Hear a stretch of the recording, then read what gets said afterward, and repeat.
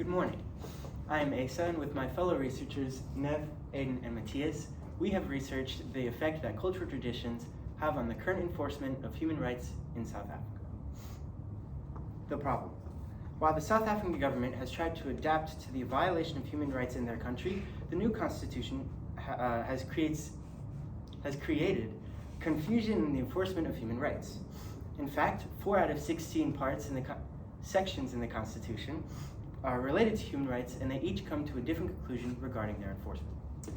Due to the political negligence present in the government of South Africa, the judicial system is failing to enforce their court rulings.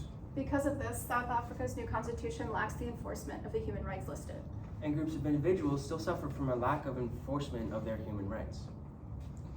This major problem started from apartheid, a legislative legal form that promoted racial discrimination in several parts of South Africa.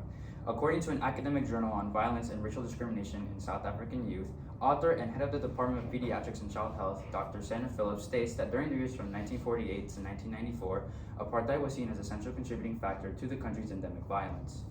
This issue is mainly impacting children, as health professionals are having a difficulty in identifying youth at risk in high violence places with limited resources. As you can see on the first graph, we can see that inequality levels have increased even after the end of apartheid, as indicated by the green line. And on the other graph, we can see that the white race was not significantly changed during and after apartheid, but the minority groups were significantly changed in income. Hence, these minority groups are also seeing discrimination in areas other than income. Apartheid beliefs are rooted in South African history.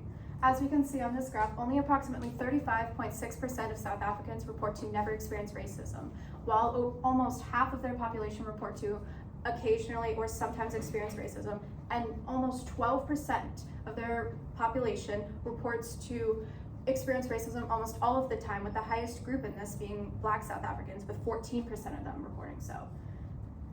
Within the racial groups, they are split in half, divided by gender, because gender faces lots of discrimination in South Africa. As we can see in this graph, women consistently have been paid less since the end of apartheid in 1994 to 2014. From a historical point of view, an academic journal written by a group of professors from the University of Johannesburg researched gender waste discrimination in South Africa and found that Black women have been treated like minors, unable to do activities with their husbands or even gain their custody of their own children in a divorce dispute. Through the research that we conducted, we suggest 3 possible solutions that can provide a resolution to the lack of enforcement of South Africa's constitution. We took a decent look at each solution and found that scrapping the constitution, implementing an improved education system, or changing the judicial system structure are among the best steps that South Africa can take to resolve their enforcement issue. This brings us to our first, least effective solution, which is scrapping and completely rewriting South Africa's constitution. This solution has both pros and cons, but we found it to be the least realistic and quite unreasonable. Pros. The benefits of this solution include 1.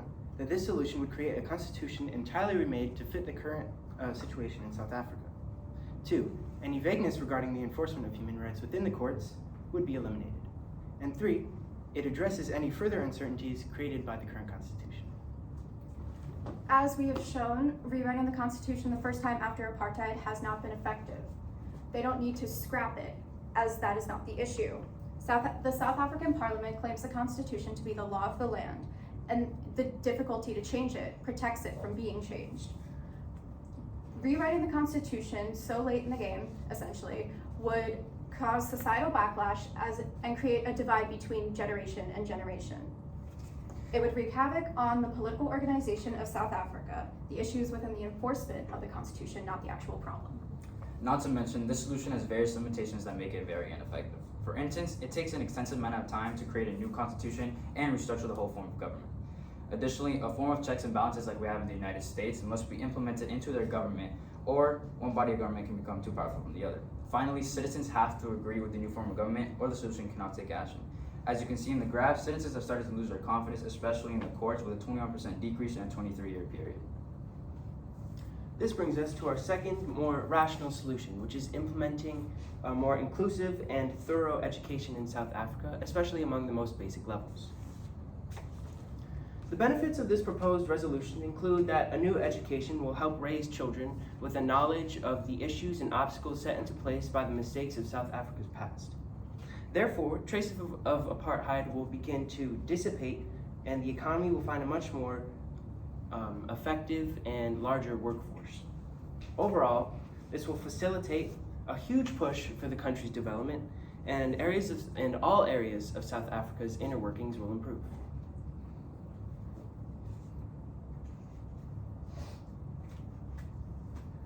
The government bias on new education is proven to be severe. They can use their bias to limit and restrict the new education that they teach children. The Organization for Economic Cooperation and Development, or the OECD, states that South Africa is one of the lowest among OECD and partner countries with available data for 15 to 19-year-old children, with approximately 75.9% of this age group being enrolled as of 2019. Nearly a quarter of these children aren't enrolled in schools, which is a major problem for obvious given reasons, as they could be the new face of the government given their age.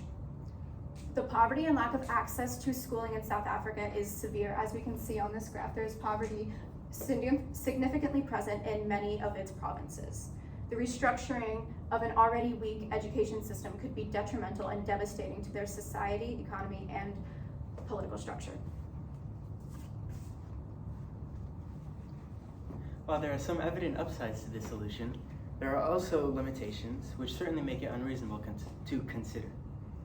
One such limitation is time. Restructuring an entire education system is no quick matter and would certainly take large amounts of time to implement. Another limitation of this solution is that the government would be hard-pressed to create an entirely new education system without disrupting current learning.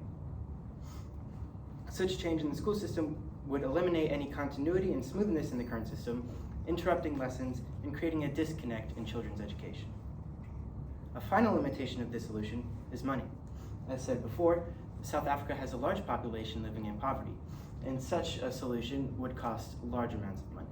So, using this to solve South Africa's enforcement problem would certainly cause an even further monetary problem. This then leads us to our most effective solution, which is changing the judicial system of South Africa. There are various positive aspects of the solution. For instance, a change in government enforcement is starting to be implemented. Eventually, initiatives to promote the human rights listed in the Constitution are applied to society. Programs from international sources such as the Human Rights Organization come and aid in the promotion of human rights. Additionally, the judicial system is improved, which benefits the enforcement of their court rulings that support human rights. Political negligence in the government is put on spotlight, thereby decreasing the practice, and not to mention, the government starts to incorporate the community, civil society, the media, and various professions to start preventing discriminatory, sexist, and xenophobic practices.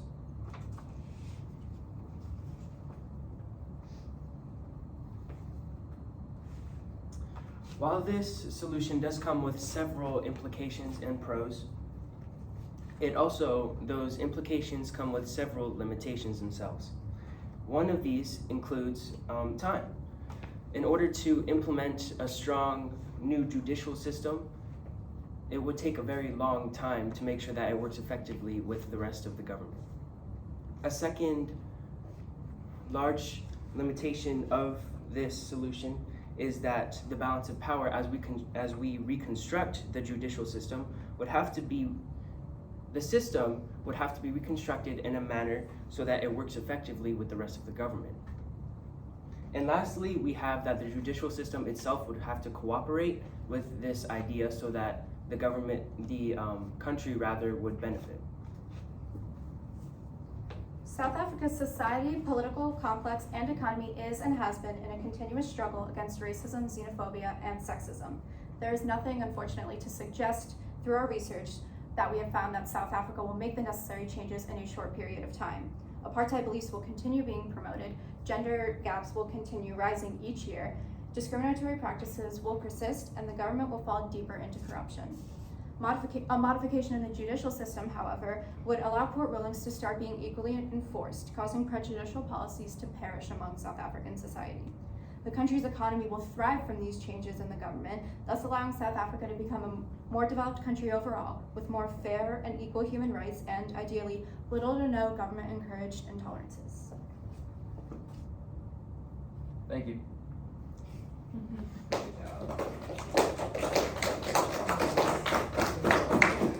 All right, moving into the oral defense portion. Nev, we are going to begin with you. Can you please give one specific way that your thinking changed as a result of ASA's findings? Well, I had mainly found that the political structure not necessarily was strong, but when he found that they were lacking in certain areas, like the enforcement of the human rights, I recognized that, but the research I had found not directly disagreed with it, but it didn't match up as much, so his research changed my perspective on that.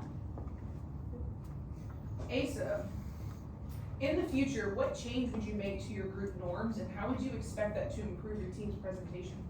Okay, well, in the future, our group norms would try to include more designated practice times and communication standards. Over the few weeks that we were working on this, we found that our schedules didn't really match up that often, so we didn't get much time to practice, and our communication wasn't the best. So I would definitely make sure to improve that in the future. All right, Aiden. Describe an argument from one of your peers' individual research reports. Actually, scratch that. I'm gonna use a different question. Delete. What is a way in which your team's resolution makes you think differently about your own individual research? My individual research was more focused on the economic lens of this situation, and as the other lens came into play in this presentation that we made, I saw it from a different perspective, and different details came into place that I hadn't realized before. And lastly, Matthias. Okay, Matthias, how did the group decide to include Nev's perspective into the overall presentation? So we decided to include the historical lens, which was mine, and her social lens as the most effective ones to present to give a better background of the problem. Instead of, we did not include the economical and political lens because we thought that her lens gave a lot of information about how each group and minority was discriminated against in South Africa. So we thought it would be very effective to present that and give us a background of how the Constitution is being ineffective in society.